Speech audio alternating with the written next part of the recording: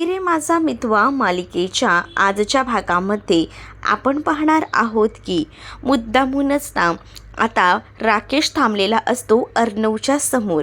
अर्णवला आता तो म्हणत असतो की काय झालं ही चिंटुकल्या. त्यावर आता अर्णव सांगत असतो की रुमाल तुझाच आहे ना, आर फॉर राजेश. मग त्यावर तो बोलतो की हो, हा रुमाल तर माझाच आहे. अरे अच्छा, हा रुमाल तुला तिथे सापडला का, मी गाडीचे ब्रेक फेल केले तिथे, असंही तो आता निर्लज्जासारखं बोलू लागतो. जेव्हा आता तो हे सगळं काही बोलतो तेव्हा मात्र आता अर्णवला समजतं गाडीचे ब्रेक फेल करणारा हाच होता. मग राकेशही आपल्या सगळ्या गुन्ह्याची कबुली देतच म्हणत असतो की हो, ब्रेक फेल केले होते, पण ते काय ना चिंटुकल्या, नेम चुकला यार. खरं तर ना मला मारायचं होतं, ते म्हणजे तुला तुला संपवायचं होतं आणि त्याचसाठी मी हे सगळं प्लॅनिंग केलेलं. पण हे सगळं प्लॅनिंग ना सगळं वायाच गेलं बघ. म्हणजे मला संपवायचं होतं तुला, पण सगळं जीवावर कोणाच्या बेतलं तर माझ्या बायकोच्या. तीसुद्धा मूर्ख. आणि माझ्या मिस इंदौरच्या, माझी इंदौरी जिलेबी, तिला जर काही झालं असतं तर, असंही तो म्हणत असतो. या सगळ्या गोष्टीचा ना अर्णवला राग येतो. अर्णव आता रागातच त्याच्याकडे बघत असतो, पण तो म्हणत असतो की काय रे रुमाल, तू पण कुठे पण काय पडतो, तू आता असा पडला म्हणून समजलं, बघितलंस का त्याला. असं बोलून तो रुमाल खिशात घालतो आणि तिकडनं निघून जातो. आता रुमाल खिशात वगैरे घालून तो तिकडनं गेलेला असतो, पण अर्णवला ना या सगळ्या गोष्टीचा राग येतो. अर्णव आता तिकडे जातो आणि अर्णव ना तिकडे जाऊनच ना आता स्वतःला खूप जास्त त्रास करून घेत असतो. आता त्याला खूप जास्त पश्चाताप होत असतो. तो घरात रूममध्ये जाऊन सगळ्या काही वस्तू ज्या आहेत त्या आपटायचा प्रयत्न करत असतो. जेव्हा त्या सगळ्या वस्तू तो उद्ध्वस्त करत असतो ना, तेव्हा ईश्वरी त्याला सावरत असते. त्याला म्हणत असते की हे सगळं काय आहे, हे सगळं थांबवा, काय होतंय. आपल्याला फक्त शंका आहे ना की हे सगळं त्यांनी केले, शंका नाही, ही खात्री पटलेली आहे की हे सगळं त्यानेच केलेलं आहे. त्याला असं वाटत असेल की मला काही गोष्टी कळत नाही आहे, पण त्याने माझ्यासमोर ना सगळा गुन्हा कबूल केला. मला ना खरंच ना खूप जास्त राग येतोय.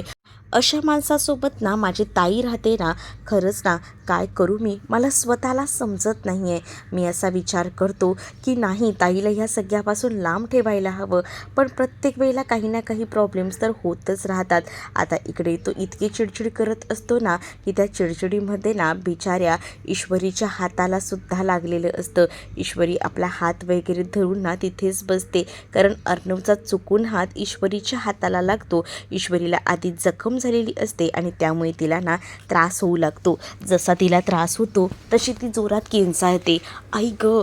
त्याबरोबर आता अर्णव सगळं काही रागरुसवा सोडून ईश्वरीच्या जवळ जातो, ईश्वरीला बसवतो, ईश्वरीचा हात बघू लागतो. दुखतंय का, अजूनही त्रास होतोय का, एवढं सगळं काही ना तो आता आपुलकीनं तिला विचारत असतो. जेव्हा एवढं सगळं तो काही तिला आपुलकीने विचारतो ना, तेव्हा ईश्वरीलाही बरं वाटतं.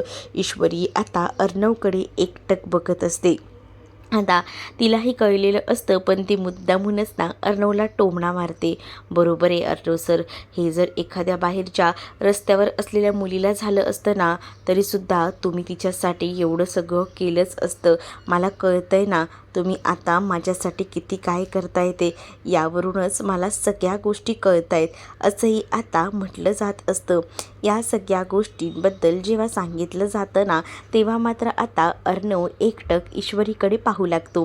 त्यावर ईश्वरीने मुद्दामूनच अर्णवची मस्ती जिरवण्यासाठी म्हटलेलं असतं, कारण अर्णवने ईश्वरीला म्हटलेलं असतं ना की तू काय रस्त्यावरच्या इतर दुसऱ्या कोणत्याही मुलीच्या बाबतीत मी असाच निर्णय घेतला असता, तू काही माझ्यासाठी विशेष नाही आहे, असंही त्याने म्हटलेलं असतं. आणि म्हणूनच ना ईश्वरीने तसं बोलून दाखवलेलं असतं. मग आता ईश्वरी जेव्हा अर्णवला या सगळ्या गोष्टी बोलते ना, तेव्हा मात्र आता अर्णव जो आहे तो निघून जातो. पण ईश्वरीला मात्र आता या सगळ्या गोष्टी कळलेल्या असतात आणि म्हणूनच आता ईश्वरी म्हणते की अर्णव सर, तुमचं माझ्यावर प्रेम आहे पण तुम्ही कबूल करत नाही, पण माझंही तुमच्यावर तितकंच प्रेम आहे असं देखील आता ती म्हणत असते. दुसरीकडे आता आपण भाज्या वगैरे घेतल्यात, पण मला असं वाटतं ना इशूसाठी आपण ना फळं घेऊया असं नमूला आता ती म्हणत असते. नमूला जेव्हा या सगळ्या गोष्टी बोलल्या जातात तेव्हा नमू जे आहे ती म्हणते की ठीक आहे, आपण इशूसाठी फळं वगैरे घेऊया. आता त्यांचं फळं घ्यायचं प्लॅनिंग वगैरे सुरू असतं आणि तेवढ्यातच ना त्याच मार्केटमध्ये रिक्षासाठी थांबलेली वल्लरी असते. जोरात रिक्षा करून ओरडत असते. फळं भाजी घेणारी ही सुप्रिया ते सगळं सोडूनच ना पुढे सरसावते, कारण तिला ना या बाईला बघितल्यानंतर या बाईला कुठेतरी बघितले असा भास होत असतो. म्हणजेच ना तिला असं वाटत असतं की मला ना हेच वाटते की ती बाई तीच आहे आणि म्हणूनच ना ती आता त्या बाईकडे एकटक बघत असते. वल्लरी तिथेच उभी असते. वल्लरीचं लक्ष नसतं की आपल्याला कोणी पाहतंय का, पण आता वल्लरीवर लक्ष ठेवायला सुप्रिया बरोबर उभी असते. सुप्रिया आता भूतकाळातील सगळ्या गोष्टी आठवत असते. या बाईला मला असं का वाटते कुठेतरी बघितले, म्हणजे देवाने साक्षात तिच्या मला समोर उभं केलं की काय, असंच कुठेतरी ना केव्हा वाटतं मला. हे असंच झालंय का देवा, मला सांग ना, असा विचारही आता सुप्रिया करत असते. वल्लरी रिक्षासाठी थांबलेली असते. त्या मार्केटमध्ये ना तिला आधी नेमकी रिक्षाही कुठे सापडत नसते. ती आता फक्त म्हणत असते की काय चाललंय, रिक्षा रिक्षा करून ओरडत असते. त्यानंतर रिक्षा भेटते. रिक्षावाल्याला ते ॲड्रेस वगैरे सांगते आणि ती आता घरी जायला निघालेली असते. सुप्रियाने मात्र आता जाताना सुद्धा वल्लरीला पाहिलेलं असतं आणि त्यामुळेच ना आता तिला कळत असतं की नक्कीच ना काहीतरी गडबड आहे, पण नेमकी काय गडबड आहे ना ती सगळी शोधून काढायची असते. आणि म्हणूनच आता सुप्रिया विचार करत असते. नम्रता म्हणत असते की अगं आई, काय झालं, अशी काय थांबलीस इथे, चल ना अगं भाज्या घ्यायच्या होत्या त्या घेऊन झाल्या, फळंही घेऊन झाले, अगं आता फक्त पैसे द्यायचे राहिलेत, चल असं बोलून ती आपल्या आईलाच म्हणजे सुप्रियाला त्या भाजीवाल्याकडे घेऊन जाते. मग आता इकडे काय झालं आहे सांगशील का मला आई. मग ती म्हणते अगं ती बाई, त्या बाईला ना कुठेतरी पाहिल्यासारखं वाटलं. कोण बाई, कोणती बाई असं आता नम्रता विचारते. त्यावर सुप्रिया म्हणते अगं ती बाई ना इथेच होती, मी तिला पाहिलं, ती ना याआधीसुद्धा कुठेतरी पाहिल्यासारखं वाटलं होतं, म्हणूनच विचार करत होते की कुठे बघितलंय, मला असं वाटतं ना ती तीच बाई आहे.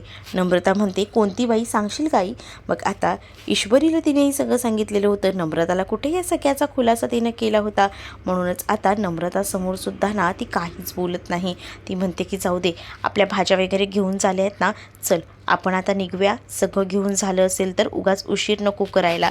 आणि असं बोलूनच ना आता ती लगेचच तिकडनं जायला निघते.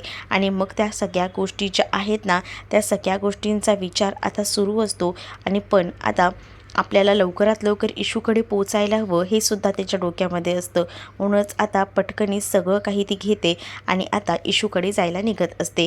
दुसरीकडे आता अंजली सगळ्यांसोबत बाहेर बसलेली असते आणि त्याच वेळेला ना अंजली सगळ्यांसमोर पुन्हा एकदा ईश्वरीचं कौतुक करतच म्हणत असते की आज मी इथे जिवंत आहे ना ती फक्त ईश्वरीमुळे. जर ईश्वरी त्या दिवशी नसली असती ना तर खरंच खूप त्रास झाला असता. मी विचारही करू शकत नाही की मी जगली असती का मेले असते याचा.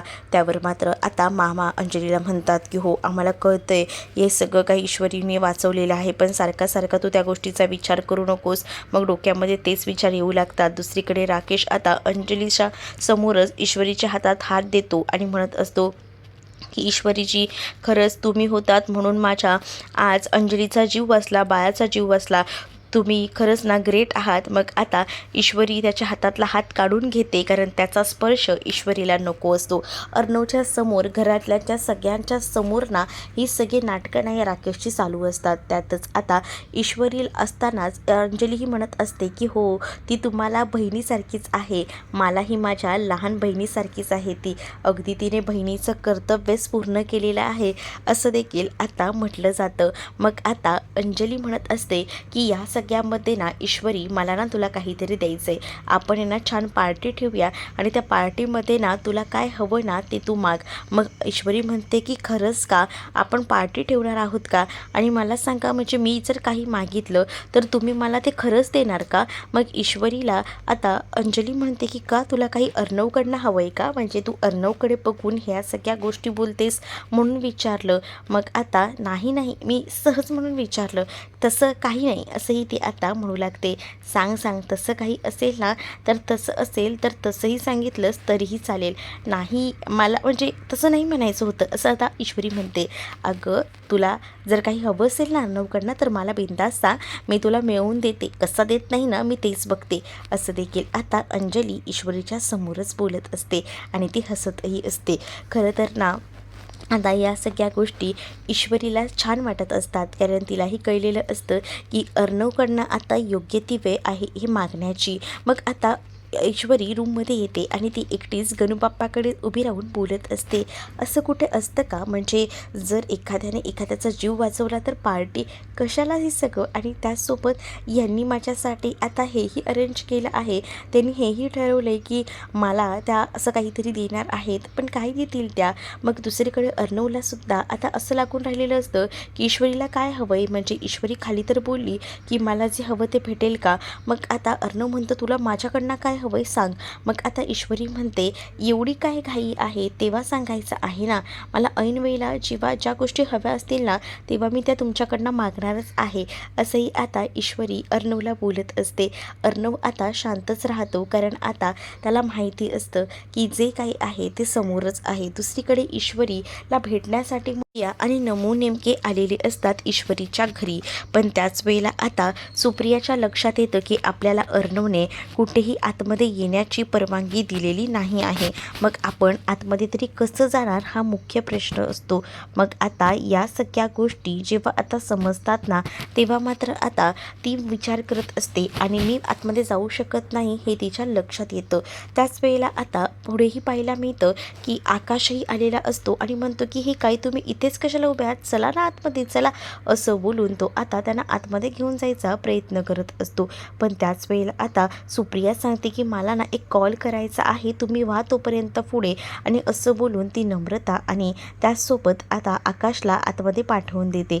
दोघंही जण आता आतमध्ये जातात, तर सुप्रिया आता ईश्वरीला कॉन्टॅक्ट करायचा प्रयत्न करत असते. इकडे ईश्वरी अर्णवसोबतच बोलत असते आणि अर्णवसोबत जेव्हा ईश्वरी बोलत असते ना तेव्हा ईश्वरी अर्णवला सांगत असते की तुम्ही खरंच ना जे जे काही करता ते फक्त एक माणुसकी म्हणून करता, मला तुमचा हा गुण कळलेला आहे. तेवढ्यातच ना आता फोन वाजतो. फोन वाजल्याबरोबर ती सांगते की एक मिनटं थांबा, आईचा कॉल आला आहे, आणि आईचा कॉल ती आता रिसीव करते. मग आता आई ईश्वरीला सांगत असते की अगं मला ना तुला भेटायचं आहे, म्हणजे मला कळलं तुझा ॲक्सिडेंट झाला आहे त्याचसाठी मग म्हटलं इथेच आली होती मार्केटमध्ये तर तुला भेटून जावं, म्हणूनच तुझ्यासाठी खास मी आली आहे आणि तुझ्यासाठी फळं पण आणली आहेत, म्हटलं तुला भेटून जावं म्हणूनच मी आले होते, मला येऊन खाली भेटशील का. मग आता ईश्वरी म्हणते की हो आई मी येते, आणि असं बोलून ना ती आता फोन ठेवते. आणि जेव्हा ती आता फोन ठेवते तेव्हा आता ईश्वरी सांगू लागते की आई खाली आली आहे, तिला माझ्या ॲक्सिडेंटबद्दल कळलं, तिला मला भेटायचं आहे आणि म्हणूनच मग मी जरा खाली जाऊन येते, असंही आता ती सांगू लागते. जेव्हा या सगळ्या गोष्टी ती सांगते ना तेव्हा मात्र आता कळत नसतं अर्णवला की आपल्यासाठी एवढं सगळं या मुलीने केलं आहे, मग आता या मुलीसाठी आपण एवढं तर करूच शकतो ना, कारण अर्णवने स्वतःहूनच बंदी घातलेली होती ईश्वरीच्या आईला घरात येण्याची. मग तोही आता ईश्वरीला म्हणत असतो की थांब जरा मी येतो, आणि असं बोलून आता तो लगेचच खाली जायला निघतो. ईश्वरी म्हणत असते की अर्णव सर ऐकून तरी घ्या, पण आता अर्णव ना जराही ऐकण्याच्या मनस्थितीत नसतो. तो सरळ म्हणतो की नाही मला आता काही ऐकायचं नाही आहे, आणि असं बोलून तो आता डायरेक्टली खाली जायला निघतो. आणि त्याच वेळेला आता ईश्वरीला कळत नसतं की काय करावं. ईश्वरी आता विचार करत असते की अर्णव सर आता खाली जाऊन आईला काही बोलायला नकोत, नाहीतर पुन्हा काहीतरी गडबड होऊ शकते, असाही विचार ना आता ईश्वरी करत असते. आणि म्हणूनच आता ईश्वरीने अर्णवला थांबवायचा प्रयत्न केला ना तरी आता अर्णव काही केल्यात थांबणार नसतो. दुसरीकडे आता पाहायला मिळतं. ईश्वरी टेन्शनमध्ये असते. आईच्या बाबतीत काहीतरी चुकीचा निर्णय ह्यांनी घ्यायला नको, नाहीतर आईला पुन्हा घालून पाडून बोलतील असंही मनामध्ये कुठेतरी ईश्वरीच्या आता येत असतं. पण ती तरी काय करणार, तिला आता शांतच राहावं लागणार असतं. दुसरीकडे आता ईश्वरीची आई म्हणजे सुप्रिया खाली थांबलेली असते. तेव्हा अर्णव तिथे जातो आणि अर्णव जेव्हा आता तिथे जातो तेव्हा सुप्रिया त्याला म्हणते की मी ईश्वरीला भेटायला आली आहे, मी घरी नाही येते, मी बाहेरच थांबले, मी तिला बाहेरच बोलवलं आहे असं देखील आता ती म्हणत असते. त्यावर मला माहिती आहे तुम्ही ईश्वरीला भेटायला आला आहात, म्हणजे मी असं म्हणतोय की तुम्ही तिला आतमध्ये जाऊन भेटू शकता. त्यावर ईश्वरीची आई चकित होते, कारण ज्या माणसानं आपल्याला आतमध्ये यायला परवानगी दिलेली नाही आहे आणि आज तोच माणूस आपल्याला आतमध्ये जा असं म्हणतोय. त्यावर तो म्हणतो की ईश्वरीने माझ्या अंजलीताईचा, तिच्या बाळाचा जीव वाचवला आहे आणि तिने ती माणुसकी सांभाळली आहे आणि तशीच माझ्यातही माणुसकी आहे. तिला खूप जास्त लागलेला आहे, तिला त्रास होतोय आणि त्या परिस्थितीत मला असं वाटतं की तिने बाहेर येऊ नये आणि म्हणूनच तुम्ही तिला आतमध्ये भेटायला जाऊ शकता. हे मी सिंपल सांगितले, बाकी ह्यामध्ये माझा कोणताही स्वार्थ नाही आहे, कोणताही हे नाही आहे असंही तो म्हणत असतो. जा देसाई आता अक्षरशः सुप्रियाने त्याच्यासमोर हात जोडलेले असतात. खरंच तुम्ही मला समजून घेतलंत आणि मला माझ्या ईश्वरीला भेटण्याची संधी दिलीत असंही ती आता म्हणत असते. आणि त्यानंतर आता ती तिकडनं जायला निघते. इथे मात्र अर्णव विचार करत असतो. दुसरीकडे आता वल्लरी रूममध्ये असते आणि वल्लरी आता कॉल करत असते आणि ती सदावर्तेंना कॉल करून म्हणत असते की उद्या आपण दाखवणीचा कार्यक्रम करून घेऊया, उद्या जमेल ना तुम्हाला यायला. त्यावर समोरून सुद्धा होकार येतो. खरं तर ना आता या वल्लरीला नम्रताने आकाशचं जमलं आहे, कुठेतरी काहीतरी पाणी मुरतंय हे जेव्हापासनं कळलंय ना तेव्हापासनं ती आता फक्त आणि फक्त त्याच्या लग्नाचाच विचार करते. कधी एकदा त्याच्या लग्नाचा योग जुळून येतोय ना असं झालेलं असतं आणि म्हणूनच आता प्रयत्न सुरू असतात की त्याचं लग्न दुसरीकडे लावून द्यायचं, जेणेकरून ही फाटकी पोरगी त्याच्या आयुष्यात नको. काही झालं तरीसुद्धा असंच वाटत असतं आणि यासाठी ती आता त्याचं लवकरात लवकर लग्न दुसरीकडे लावायचा निर्णय घेत असते. इकडे ईश्वरी आपल्या रूममध्ये असते. तेवढ्यातच ना आता तिथे आई आलेली असते तिला भेटायला. आई तू आलीस ना, मला खूप जास्त बरं वाटलं, म्हणजे मला वाटलं नव्हतं की तुला इथपर्यंत यायची संधी मिळेल. त्यावर आता खरंच ना मीही स्वतः चकित पडले जेव्हा ना ते तिथे आले होते, त्यांनीच मला इथे आतमध्ये पाठवलं असं देखील आता ती म्हणत असते. त्यावर आता खरंच मला खूप आवडलं, म्हणजे त्यांच्याकडनं अपेक्षा नव्हती की ते एवढं सगळं माझ्यासाठी करतील, पण त्यांनी आज जे काही केलं ना ते खरंच खूप भारी आहे. मला सांग आई, तू काही शोध वगैरे लावलास का, त्या बाईबद्दल काही कळलं का? त्यावर अगं मी शोध लावते, त्या सगळ्या गोष्टींचा खुलासा करायचा प्रयत्न करते, माझ्यासुद्धा डोक्यात ना तेच सगळं सुरू आहे. तू नको काळजी करूस बाळा, या सगळ्यामध्ये सुद्धा ना आपण मार्ग काढू. आणि तसंही मला कुठेतरी मनातून वाईट वाटतं की अर्णव तुझ्यासोबत कसे वागत असतील, काय वागत असतील, त्यासाठी मला खूप जास्त मनाला लागून राहिलेलं असतं.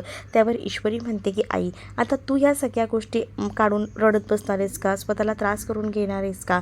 नको करून घेऊ त्रास. आणि तू जसं मला सांगितलेस की प्रेमाने जिंकायचं असतं, तसंच मी त्यांना जिंकायचा प्रयत्न करते आणि त्यांच्या वागण्या बोलण्यात ना सध्या मला खूप जास्त बदल दिसत आहेत. म्हणूनच मी तुला म्हटलं नको लोड घेऊ माझा एवढा सगळा, तुला मी सांगते, कारण मला माहिती आहे की एक माणूस म्हणून ते माझी खूप चांगली काळजी घेत आहेत. ते आता फक्त माणुसकीचं त्याला लेबल लावत आहेत, पण हे लेबल आहे ना फक्त त्यांच्यापुरती मर्यादित आहे, कारण त्यांचं माझ्यावर असलेलं प्रेम आणि या सगळ्या गोष्टी मला कळत आहेत.